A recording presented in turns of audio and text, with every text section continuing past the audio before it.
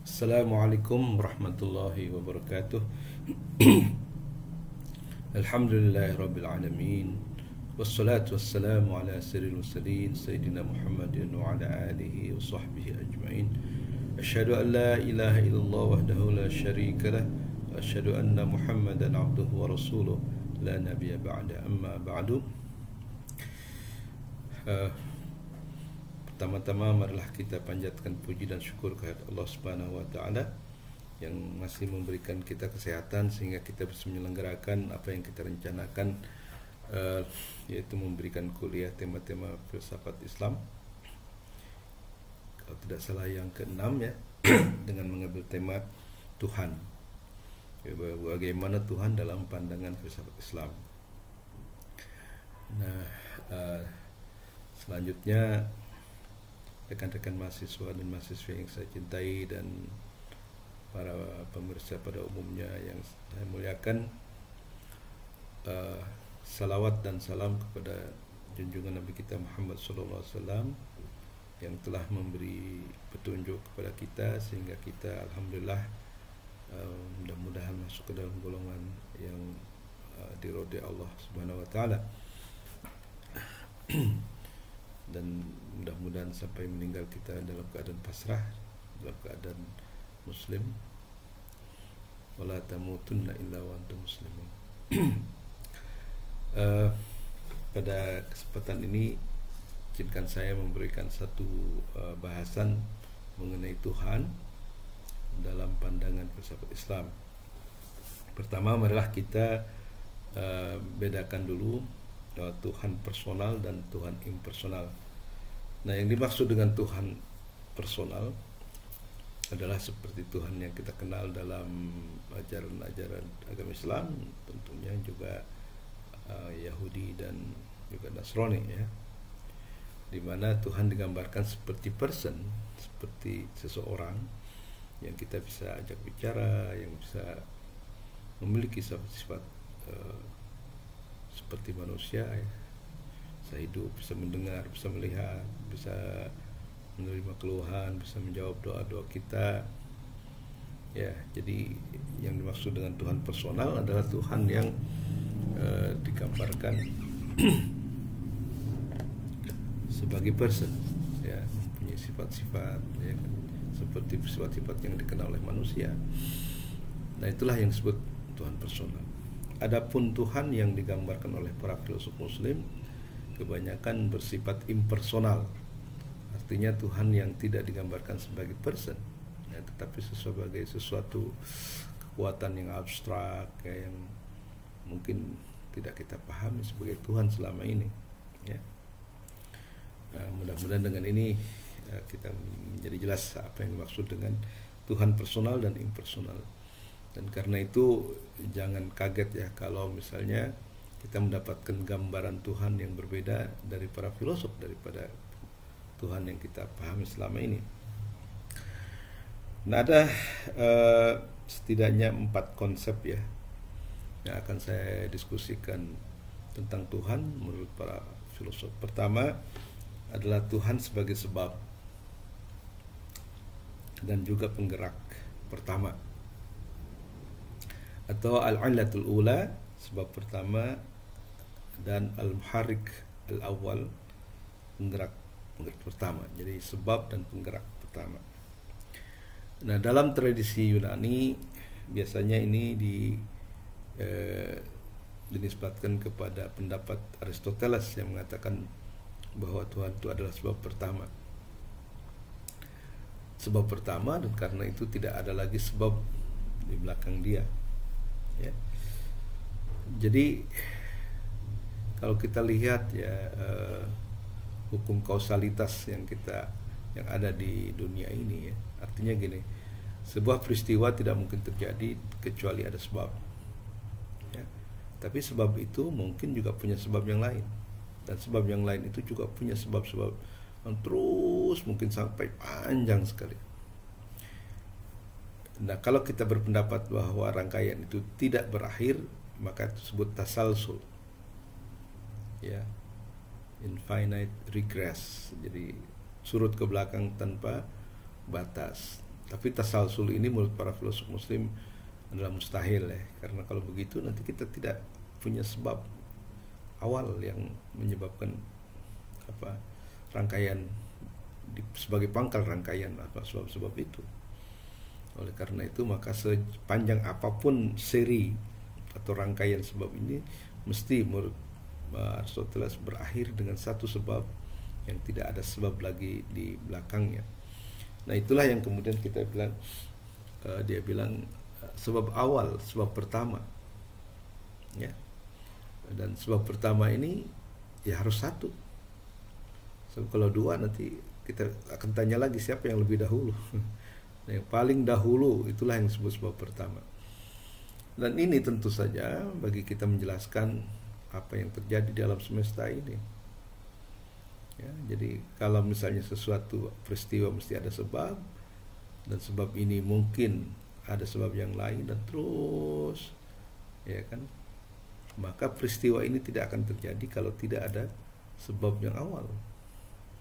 Nah sebab yang awal inilah yang kemudian kita sebut sebagai Tuhan, ya, atau Allah. Jadi tadi dikatakan sebab ini, sebab pertama itu akan menghasilkan sebab yang kedua, kemudian kedua, ketiga, dan seterusnya sampai sebab itu sampai ke dalam hari kita, hari ini, kehidupan kita, ya. Jadi seperti itu yang dimaksud dengan al-illatul ula atau sebab pertama. Jadi Tuhan disebut sebagai sebab pertama.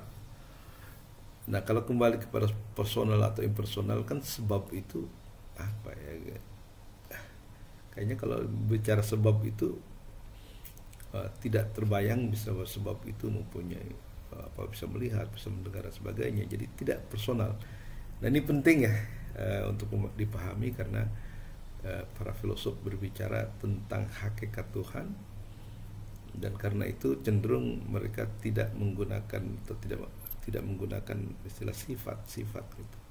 Karena sifat-sifat Tuhan itu bersifat personal dan para filosof biasanya menghindarkan itu sehingga kemudian bersifat impersonal. Nah, bergandengan dengan itu juga ada yang disebut penggerak pertama. Penggerak pertama, al-muharrik awal. Jadi itu sama aja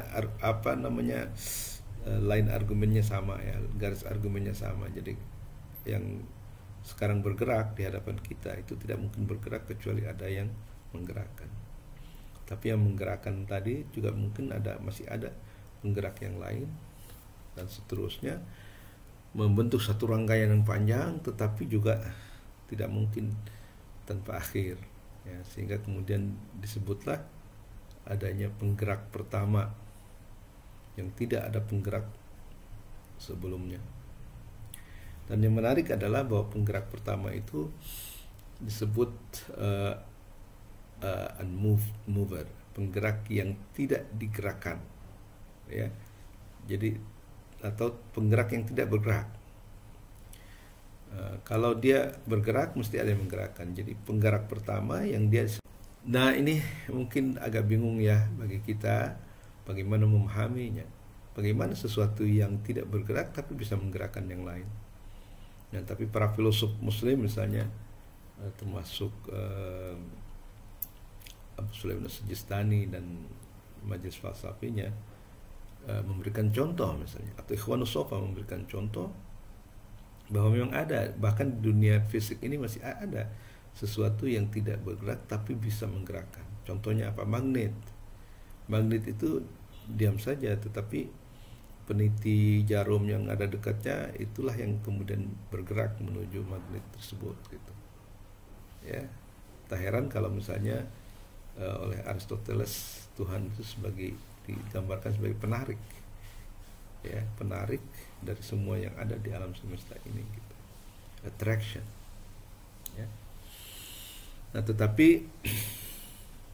dia tidak bergerak. Kenapa? Kalau dia bergerak mesti membutuhkan perintahkan tentaranya untuk kemudian bergerak menyerang musuh, sementara dia tinggal saja di istana seperti itu. Itu adalah gambaran dari Tuhan sebagai sebab dan penggerak pertama. Dan di dalam Islam ini biasanya didukung oleh filosof pertama Muslim Al-Kindi, ya.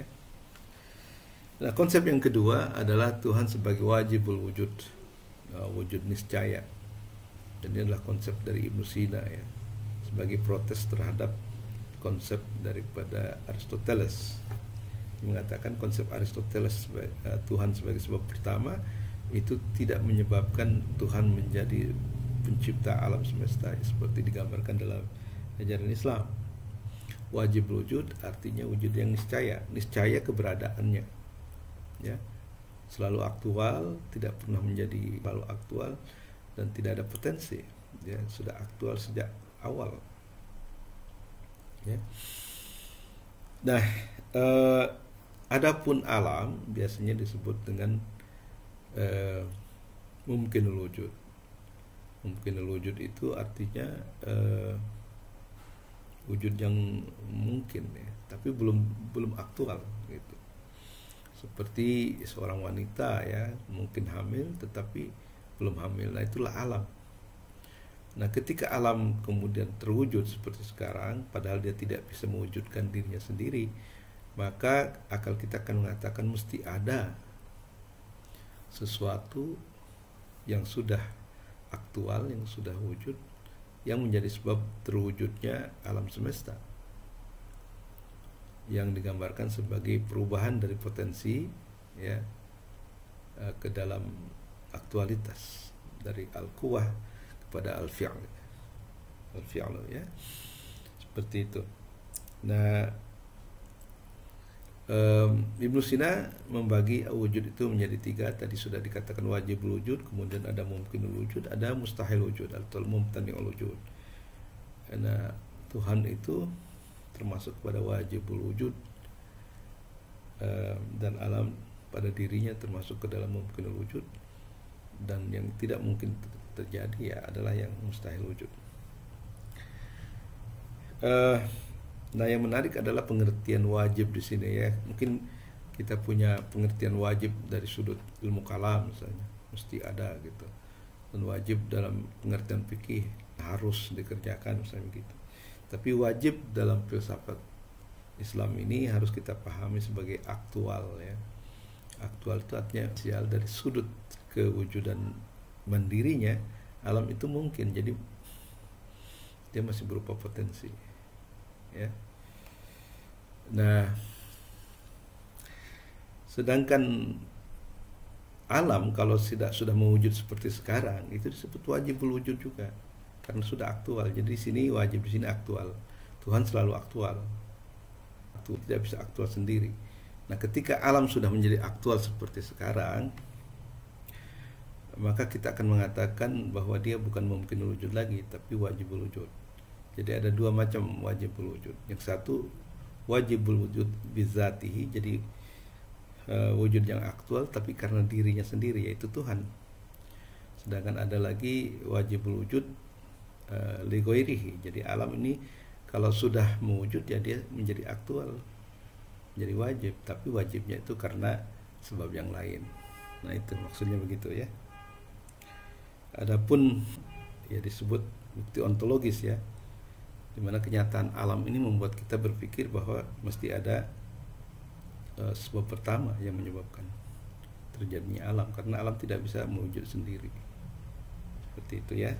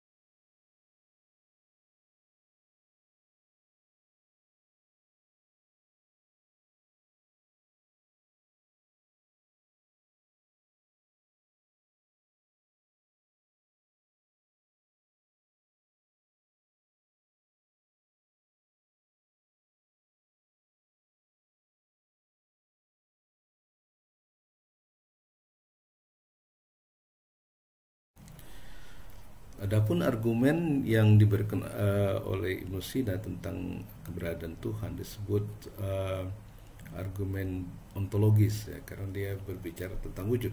Sedangkan pada yang awal, yaitu membuktikan Tuhan sebagai sebab pertama dan penggerak pertama, disebut argumen kosmologis, ya. Jadi dalam argumen ontologis ini tadi Ibnu Sina membagi wujud menjadi wajibul wujud, mungkin wujud, dan mustahil wujud. Mustahil wujud ya tidak mungkin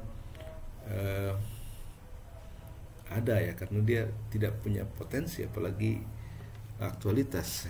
Adapun yang mungkin diwujudkan adalah alam ini, yaitu sebagai mungkinul wujud. Tapi seperti seorang perempuan yang mungkin hamil tetapi tidak mungkin hamil sendiri, maka demikian juga alam. Ketika alam kemudian mewujud seperti sekarang, padahal kita tahu dia tidak bisa mewujud sendiri, maka kesimpulannya adalah mesti ada yang membuatnya wujud, gitu, ya. Seperti wanita yang mungkin hamil tidak mungkin hamil kecuali ada yang membuatnya hamil. Nah, ketika hamil maka kita berpikir pasti ada yang membuatnya hamil. Demikian juga alam, karena pada dirinya dia adalah mungkin wujud, tidak punya prinsip aktualitas, maka dia tidak mungkin bisa mengaktualkan dirinya. Nah, ketika dia aktual, maka pikiran kita akan menyimpulkan bahwa mesti ada yang sudah aktual, yang memberi potensi dan mengarahkan potensi dari potensi kepada aktualitas, yaitu Tuhan. Tuhan wajib ada sebelum alam ada, karena tanpa itu tidak mungkin akan ada sesuatu apapun. Nah, itu adalah argumen ontologis, ya. Konsep berikutnya adalah Tuhan sebagai cahaya, dan ini adalah digagas oleh Surawardi, dan seperti telah disinggung, dia mendapatkan inspirasinya dari buku Mishkatul Anwar karangan Al-Ghazali, ya. Jadi Surawardi adalah salah satu, ya, kalau nggak satu-satunya yang menjadikan cahaya sebagai fondasi filsafatnya. Bagi dia Tuhan itu adalah cahaya, dan dari mana muncullah cahaya-cahaya yang lain, gitu. Tetapi selain cahaya ada prinsip kegelapan, dan segala yang ada di dunia ini adalah gabungan dari cahaya dan kegelapan itu, ya. Ketika ditanya apa itu cahaya, Surawardi mengatakan cahaya itu tidak perlu pakai definisi. Definisi diperlukan kalau tidak jelas, kalau tidak terang. Tapi cahaya sudah terang pada dirinya sehingga tidak memerlukan lagi definisi. Yang lain perlu definisi, ya, karena yang lain perlu diterangkan untuk menjadi jelas kepada kita, ya. Jadi Tuhan sebagai cahaya disebut Nurul Anwar karena dia adalah sumber dari semua cahaya. Ya, jadi cahaya-cahaya yang ada itu adalah cahaya dari Tuhan juga, dan dari sudut kecahayaannya cahayanya satu saja. Yang membedakannya adalah gradasi, ya, atau intensitas, ya, dalam istilah Surawardi. Kalau gradasi itu dalam istilah Mulasadra. Jadi yang membedakan cahaya yang satu dengan yang lain itu adalah intensitasnya. Jadi setiap cahaya punya intensitas. Dan mengapa terjadi perbedaan intensitas itu karena sebenarnya di antara cahaya-cahaya itu ada barzakh, ya. Barzakh itu semacam sekat yang mengendarai dua hal yang tinggi dan bawah, ya, tinggi dan rendah. Nah, ini seperti barzakh itu seperti kaca riben kalau kita pasang di mobil supaya cahaya tidak terlalu intens, ya. Tapi kalau barzakhnya itu banyak sekali, maka kemungkinan satu titik cahaya yang tidak terlihat. Nah, itulah yang kemudian disebut dengan dunia fisik. Jadi dunia fisik ini dunia gelap yang dimana kegelapan mendominasi cahaya, gitu. Tapi semakin tinggi semakin cahaya mendominasi. Dan pada diri Tuhan tidak ada lagi kegelapan, seperti itu, ya.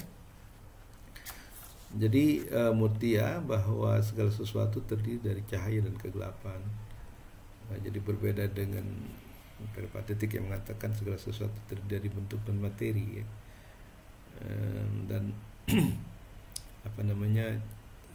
Tuhan sebagai cahaya yang menyebabkan Tidak mungkin ada cahaya-cahaya yang lain kecuali ada cahaya dia sendiri, ya, dan disebut Nurul Anwar karena dialah sumber dari semua cahaya-cahaya yang ada. Nah, jadi dengan demikian maka Tuhan itu adalah cahaya, tetapi cahaya Tuhan tentu sangat terang sekali sehingga kita tidak bisa melihatnya, ya. Al-Ghazali dalam Mishkatul Anwar misalnya mengatakan kita terhalang untuk melihat sesuatu karena satu, karena kegelapan, kedua karena terlalu terang, ya. Kalau misalnya ada kelelawar di siang hari dia terbang membentur tembok bukan karena nggak ada cahaya, tapi karena terlalu intensnya cahaya sehingga menggelapkan matanya. Jadi Tuhan seperti itu. Ya, bayangkan saja cahaya yang ada di cahaya matahari aja kita sudah susah untuk melihatnya. Bagi cahaya Tuhan yang berlipat kali intensnya, ya. Nah, dalam hubungannya dengan alam, maka dikatakan alam ini sebagai mungkin wujud, ya, sebagai wujud yang mungkin itu dalam keadaan gelap dan akan terus gelap kecuali cahaya Tuhan menyentuhnya. Seperti kalau kita masuk ke dalam sebuah kamar yang gelap, tidak ada apa-apa, tapi ketika ada cahaya ternyata sudah ada benda-benda di sana. Ya, itulah konsep Tuhan sebagai cahaya, dan sebagai cahaya tentu saja ini bersifat impersonal, ya. Karena gimana cahaya bisa ngomong, cahaya bisa misalnya berkomunikasi, bisa melihat dan sebagainya. Jadi gambaran Tuhan para filosof itu bersifat impersonal, ya, jadi tidak bersifat personal, tidak bersifat pribadi, ya, dan ini harus dipahami, gitu. Nah, dan yang terakhir adalah Tuhan sebagai wujud murni, dan ini dikonsepsikan oleh Mullah Sadra, ya. Waktu kemarin kita sudah bicara tentang ini sedikit. Jadi maksud dengan wujud yang murni itu adalah wujud itu sendiri, wujud pada dirinya, ya. Jadi kalau kita bicara cahaya matahari, ya kita bicara cahaya matahari, tapi bukan cahaya itu sendiri, ya.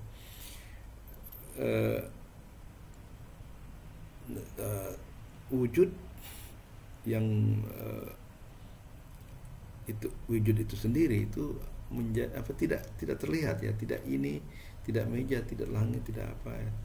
Tetapi dia menjadi syarat bagi adanya wujud-wujud yang lain, ya. Saya kemarin memberi contoh misalnya benda-benda biru, ya, buku biru, mobil biru dan sebagainya tidak mungkin ada kecuali biru itu sendiri ada, gitu. Jadi biru itu sendiri bukan benda-benda itu, tetapi yang menjadi syarat bagi adanya benda-benda yang biru. Dan demikian juga Tuhan sebagai ada itu sendiri, maka itulah yang menjadi syarat bagi adanya yang lain. Misalnya apakah bisa komputer ada, saya ada, pulpen ada, meja ada. Kalau ada itu sendiri tidak ada, ya tidak mungkin. Jadi ada itu sendiri harus ada sebelum ada yang lain. Jadi itulah Tuhan, ya. Jadi Tuhan digambarkan sebagai syarat bagi ada yang lain. Tetapi bukan ini bukan itu. Jangan salah, ya. Dia menjadi syarat, jadi tersembunyi memang. Dan Tuhan tidak digambarkan jauh, ya, seperti oleh para filosof peripatetik, tetapi sangat dekat, bahkan ada di jantung alam. Nah, jadi sedikit seperti Sufi, bahwa alam ini merupakan self manifestation, jadi pengejawantahan diri daripada Tuhan, gitu kan. Dan itu kemudian ada mirip-miripnya dengan filsafat Hegel, ya, monisme. Tapi pandangan Islam, filsafat Islam tidak seperti itu, tidak panteisme juga, tidak monisme juga, karena masih ada sifat-sifat imanen dan transenden di dalamnya. Ya, jadi adapun argumen adanya Tuhan itu disebut sebagai argumen sedekin, ya. Jadi Tuhan dibuktikan dengan keberadaannya sendiri. Jadi ada itu sudah ada sejak dulu, dan itu sudah disebut badihi, ya, self evident. Jadi kalau Tuhan itu adalah ada sendiri, maka ada sendiri itu sudah ada, nggak perlu dibuktikan. Jadi dia membuktikan Tuhan dengan dirinya sendiri, bukan dengan yang lain. Pembuktian adanya Tuhan yang sebelumnya itu bersifat jadi tergantung kepada yang lain, gitu. Ya, misalnya adanya Tuhan dibuktikan oleh adanya alam. Nah, kalau Mullah Sadra mengatakan itu akan lemah ya, karena berarti Tuhan tergantung pada alam. Nah, kalau dia tidak, alam lah tergantung kepada Tuhan ya, kalau Tuhan menjadi syarat dan dasar bagi semua yang ada gitu. Itu disebut self evidence atau badihi. Jadi di situ dia mengkritik para pendahulunya, dan menurut dia itulah wujud yang paling murni ya, yang paling pembuktian yang paling terang bagi dia ya. Nah, jadi sebagai wujud murni ini dia menjadi syarat bagi adanya yang lain-lain. Jadi tanpa adanya wujud itu sendiri, maka wujud-wujud yang lain tidak terbayang ada ya. Itulah yang dimaksud dengan konsep Tuhan sebagai wujud murni. Nah, jadi lagi-lagi ini kan wujud murni itu apa ya? Kalau Tuhan disebut wujud, itu seperti kita membayangkannya sebagai sesuatu yang tidak mempunyai sifat-sifat yang lain lah, seperti wujud bisa berbicara dan sebagainya ya. Jadi di sini lagi-lagi kita harus membedakan konsep kita yang biasa tentang Tuhan, yaitu Tuhan yang personal, yang bisa diajak bicara, yang bisa mendengar doa kita, yang bisa menjadi tempat bercurahan hati kita gitu. Tapi Tuhan dalam pandangan filsafat bersifat impersonal, jadi kekuatan yang abstrak lah. Dan itu umum ya di dalam agama-agama timur itu, misalnya Tao ya, bahkan Tuhannya Buddha itu juga kayak gitu, impersonal ya. Jadi biasanya dikatakan apa itu Buddha sebagai Tuhan ya, dia tidak bisa dikatakan sebagai apa. Juga Tao ya, Taoisme dia katakan apa itu Tao ya, Tao itu adalah bahwa dia bukan seperti yang lain. Jadi itu saja, jadi itu disebut negatif teologi ya dalam istilah filsafat. Jadi Tuhan dibuktikan dengan kebalikannya. Di dalam Al-Quran juga dikatakan laisa kamitslihi syai'un, bahwa Tuhan itu tidak sama dengan sesuatu apapun. Nah, kalau dia tidak sama dengan sesuatu apapun, maka apapun yang kita gambarkan itu bukan Tuhan. Jadi kata orang Tao juga gitu, apapun yang digambarkan tentang Tao pasti itu bukan Tao ya. Tao itu berada di luar itu. Jadi dalam hal ini Buddhisme, Taoisme dan Islam ya bicara tentang transendensi Tuhan, tentang sifat tanzih Tuhan yang berbeda dengan yang lain ya. Tetapi Islam tidak hanya bicara tentang transendensi, tapi juga imanensi. Tuhan juga punya kesamaan dengan sifat-sifat manusia, sehingga manusia bisa mengenalnya, seperti itu ya. Ya, kita sudah bicara hubungan Tuhan dengan alam, bahwa alam adalah merupakan apa ya, pencipta alam, tetapi dengan cara yaitu melalui gradasi, sehingga terjadi perbedaan antara wujud itu. Tapi dari sudut kewujudannya sendiri, wujud itu adalah sama dan satu. Nah, dalam hal filsafat wujud ini, Mullah Sadra berbeda dengan Surawardi, dia mengutamakan wujud. Jadi wujud bagi beliau adalah lebih utama dibanding dengan esensi atau mahiyah. Sedangkan Surawardi sebaliknya ya. Jadi bagi Surawardi esensilah yang lebih utama dibanding dengan wujud. Karena itu di dalam Islam ada dua filsafat ontologis ya, yaitu satu esensialisme oleh Surawardi, dan yang kedua adalah eksistensialisme oleh Mullah Sadra, dan sebelumnya didukung oleh Ibnu Sina. Nah, jadi itu gambarannya. Jadi sebagai kesimpulan, saya akan mengatakan bahwa sesungguhnya ada perbedaan yang cukup fundamental antara konsep Tuhan para filosof dengan konsep kita pada umumnya ya. Jadi kalau kita pada umumnya menggambarkan Tuhan sebagai person, sebagai pribadi ya, seperti manusia lah, artinya bisa diajak bicara dan sebagainya, dan itulah yang disebut dengan Tuhan yang personal. Adapun para filosof mungkin dia akan ingin mentransendensikan Tuhan supaya tidak ada antropomorfisme ya, tajassima. Jadi Tuhan diangkat pada level yang abstrak sehingga kemudian terjadilah Tuhan yang impersonal. Ya, yang Tuhan yang impersonal itu kemudian digambarkan dalam beberapa istilah ya. Yang satu Tuhan sebagai al-illatul ula, sebagai sebab pertama, dan al-muharrik awal sebagai penggerak pertama yang tidak bergerak. Nah, sedangkan oleh Ibnu Sina Tuhan disebut sebagai wajib wujud, wujud yang niscaya, yang tidak boleh tidak, harus ada dan tidak didahului oleh tiadaan, dan dialah wajibul wujud li zatihi. Nah, sedangkan alam disebut mumkinul wujud, yang dia bisa wujud tetapi tidak bisa wujud sendiri, dan dia harus diwujudkan kalau ingin wujud, dan yang mewujudkan itulah Tuhan.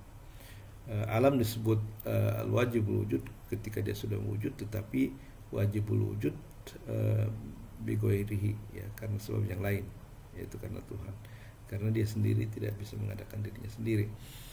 Nah, kemudian Surawardi menyebut Tuhan sebagai cahaya, bahkan cahaya dari segala cahaya yang tidak bisa didefinisikan atau tidak perlu didefinisikan karena dia sudah terang pada dirinya. Nah, cahaya inilah yang menjadi sumber dari semua cahaya-cahaya yang ada, yang bersifat vertikal dan horizontal, dan itu semuanya mengalir dari Tuhan. Tidak terbatas banyaknya, tetapi pada dirinya sebenarnya cahaya itu satu saja. Yang membedakan adalah intensitas, dan itu disebabkan karena adanya barzah atau barazikh ya. Nah, yang terakhir adalah Tuhan sebagai wujud murni atau wujud pada dirinya sendiri, sehingga dia tidak nampak kepada kita, kepada mata kita sebagai wujud-wujud yang kita kenal di dunia yang disebut mawjudat ya, seperti meja, komputer dan sebagainya, tapi dia menjadi syarat bagi adanya wujud-wujud yang lain. Tanpa dia tidak mungkin ada wujud yang lain ya. Nah, itu saja yang bisa saya berikan, mudah-mudahan bermanfaat. Lebih kurangnya saya mohon maaf. Billahi taufiq wal hidayah. Assalamualaikum warahmatullahi wabarakatuh.